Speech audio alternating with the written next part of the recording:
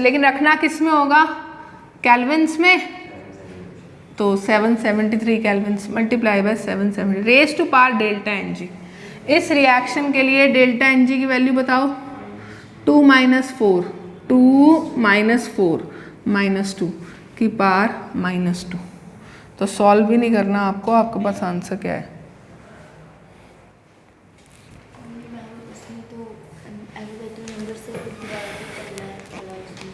वो तो फिर क्वेश्चन की डिमांड होगी ना, जैसा क्वेश्चन है क्वेश्चन दिखाना।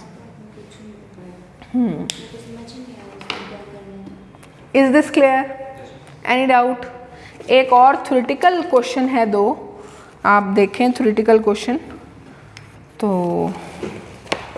क्वेश्चन क्या कह रहा है देखें।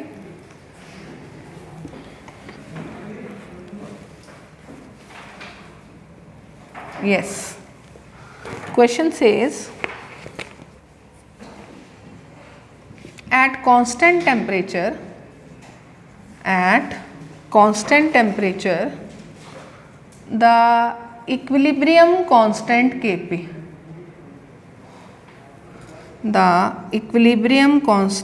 Kp for the decomposition reaction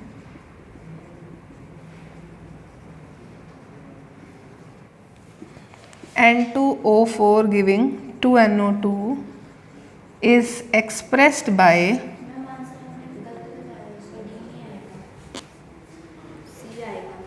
C में तो +2 है बेटा पावर, नीचे -2 ऊपर जाएगा तो +2 होगा ना। तो ऊपर की तो पावर ही नहीं दी, नहीं पावर ही नीचे है, ये डिवाइड है ना बेटा यहाँ। Is expressed by Kp is equal to 4x² P by 1 - x², where P is pressure and x is extent of dissociation.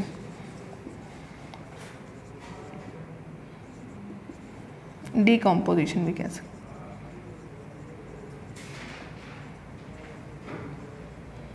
Which of the following statement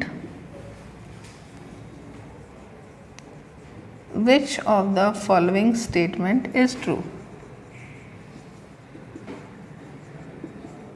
Which of the following statement is true? A. Kp increases with increase in pressure. B. Kp increases with increase of x. C. Kp increases with the decrease of x. D. Kp remains constant with change in P और x। ठीक है, JEE का पूछा हुआ question, ध्यान से question note करें। बहुत बहुत आसान क्वेश्चन, थ्योरेटिकल क्वेश्चन है, कंसेप्ट बेस्ड क्वेश्चन है। कंसेप्ट आपने सारे पढ़े हैं इस चैप्टर में, तो उन कंसेप्ट्स को यूज़ करते हुए इसका आंसर देने की कोशिश करें। कितने मिनट? हाँ जी बेटा, बहुत आसान क्वेश्चन है ये। और आपको पता है Kp सिर्फ एक ही एक्सटर्नल फैक्टर पर डिपेंड करता है, और वो एक्सटर्नल फैक्टर क्या है? टेम्परेचर। जब तक टेम्परेचर सेम रहेगा तब तक Kp की वैल्यू चेंज नहीं होगी। तो अगर आप प्रेशर और x चेंज कर रहे हो तो आप उस सिस्टम को इक्विलिब्रियम की स्टेट से ही हटा रहे हो, और वापस Kp का एक्सप्रेशन तभी दिया जा सकता है जब सिस्टम किस में आ जाए? इक्विलिब्रियम में आ जाए। तो अभी सिस्टम इक्विलिब्रियम में नहीं आ रहा, तो जो इसका आंसर है वो क्या आएगा बच्चे? D, Kp remains constant. बिल्कुल अगले साल कॉन्जिक्यूटिव ईयर्स में, पहले साल ये क्वेश्चन पूछा गया, अगले साल ये क्वेश्चन पूछा गया इक्विलिब्रियम से। दोनों क्वेश्चंस का जो टारगेटिंग एरिया है वो सेम है। ज़रा देखें फिर से क्वेश्चन क्या कह रहा है। Consider the following equilibrium. Yes, consider the following equilibrium N2O4 gaseous forming 2NO2 gaseous at a fixed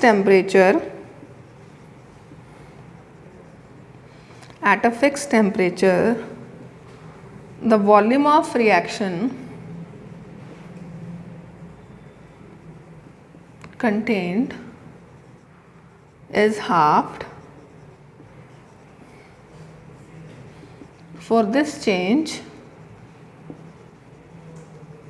which of the following statements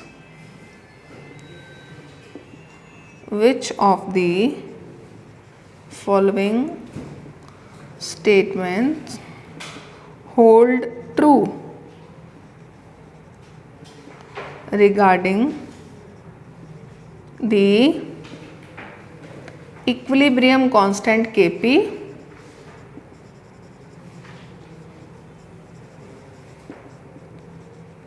and degree of dissociation A? ठीक है, ट्रू स्टेटमेंट आपको बताना है. A, neither Kp nor A changes. B, both Kp and A changes. C, Kp changes but A does not change. D, Kp does not change but A changes. हाँ जी, बिल्कुल consecutive year में पूछा हुआ question है. ठीक है, try करिए attempt करने की. कंसेप्ट जो है वो सेम है.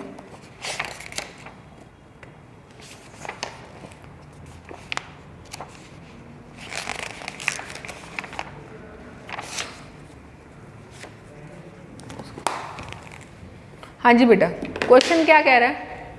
क्वेश्चन कह रहा है एक फिक्स टेम्परेचर पे आपने रिएक्शन वेसल की वॉल्यूम क्या कर दी? हाफ कर दी.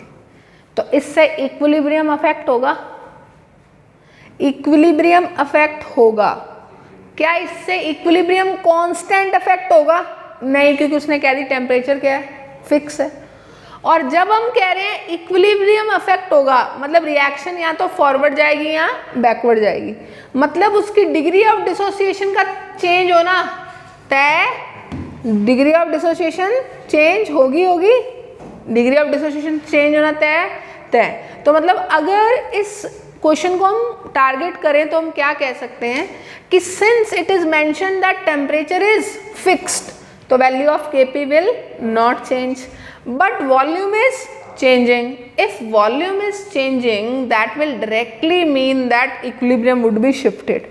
और अगर इक्विलिब्रियम शिफ्ट होगा तो डिग्री ऑफ डिसोसिएशन का चेंज होना तय. चाहे वो बढ़ सकती है, चाहे वो कम हो सकती है, वो डिपेंड करेगा किन कंडीशंस में जाएगी.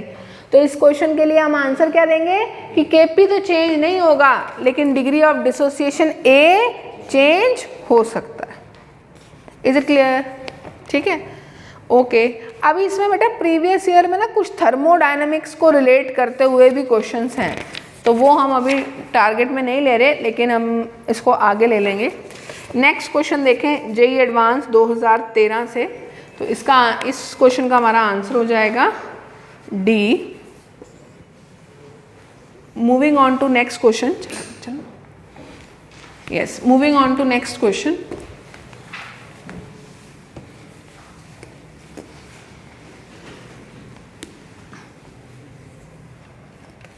हाँ जी, नेक्स्ट क्वेश्चन देखें. The thermal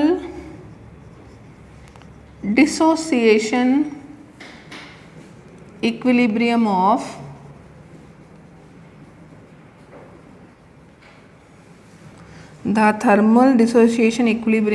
CaCO3 solid studied under different conditions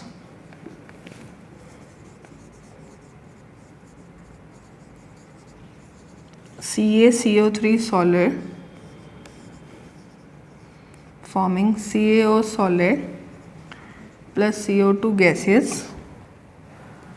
for this equilibrium, देखो कैसे कंसेप्चुअल क्वेश्चन आते हैं जेईई एडवांस में केमिकल इक्विलिब्रियम से, कैलकुलेटिव ज़्यादा नहीं आते। द करेक्ट स्टेटमेंट, अब ये मल्टीपल भी हो सकता है, सिंगल भी हो सकता है। करेक्ट स्टेटमेंट्स इज और आर ए। थोड़ा ऑप्शंस में चेंज करूंगी क्योंकि जो एक्चुअल ऑप्शंस इसमें दिए हुए हैं वो थर्मोडायनेमिक्स के दिए हुए हैं, ठीक है। मैं आपके लिए इसको अटेम्प्टिव बनाने के लिए ऑप्शंस थोड़ा चेंज करूंगी। वो क्या है, K is dependent on T, B K is independent of initial amount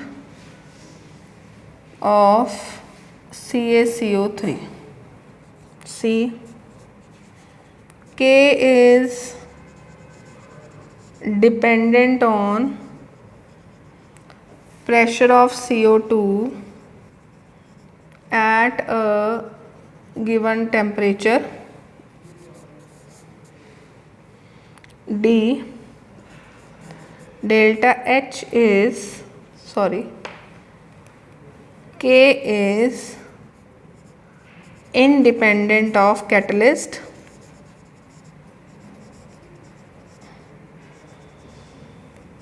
if any, ठीक है। ट्राई करें। दो ऑप्शंस में डेल्टा एच था, अब डेल्टा एच एंथैल्पी चेंज होता है, वो थर्मो में आप पढ़ेंगे, उसको मैंने रिप्लेस कर दिया के से, ठीक है। अटेम्प्ट द क्वेश्चन, सारे फैक्चुअल क्वेश्चंस हैं जो जेईई एडवांस ने पूछे हैं। तो मैंने आपको पहले भी बोला था JEE advance is not about calculations, JEE advance is about concepts. आपका कंसेप्ट कितना क्लियर है। हाँ जी बेटा, इसका सल्यूशन लेते हैं। हमने कहा कि हमें इस इक्विलिब्रियम के लिए करेक्ट स्टेटमेंट्स के बारे में बताना है कि इस इक्विलिब्रियम के लिए करेक्ट स्टेटमेंट क्या है। पहली स्टेटमेंट क्या कहती है, K is dependent on T। K temperature dependent होता है, सही या गलत? सही। K टेम्परेचर पर डिपेंड करता है या टेम्परेचर पर डिपेंड नहीं करता? करता है। तो K is temperature dependent, yes. K change करने से, टेम्परेचर चेंज करने से K चेंज होगा, तो आंसर ए तो हमारा है। B, K is independent of initial amount of CaCO3। बिल्कुल, क्या K इस बात पर डिपेंड करता है कि आपने 100 मोल CaCO3 से शुरू किया था या 1000 मोल CaCO3 से शुरू किया? नहीं करता। K डिपेंड किस फैक्टर पर करता है? एक ही तो फैक्टर पर डिपेंड करता है, और वो क्या है?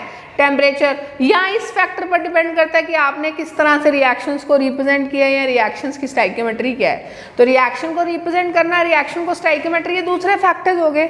अदर देन दैट, अगर टेम्परेचर किसी फैक्टर से अफेक्ट हो तो दैट इज ओनली टेम्परेचर। तो कंसंट्रेशन, वॉल्यूम, प्रेशर, ऐसे फैक्टर से इक्विलिब्रियम कांस्टेंट की वैल्यू चेंज नहीं होती। तो K is dependent on temperature, correct. K is independent of initial amount of CaCO3, correct. A भी करेक्ट है, B भी करेक्ट है। C, K is dependent on pressure। अभी बोला K प्रेशर पर डिपेंड नहीं करता, K सिर्फ किस पर डिपेंड करता है? टेम्परेचर पर। D, K is independent of catalyst। True, जब हमने कह ही दिया कि K सिर्फ किस पर डिपेंड करता है?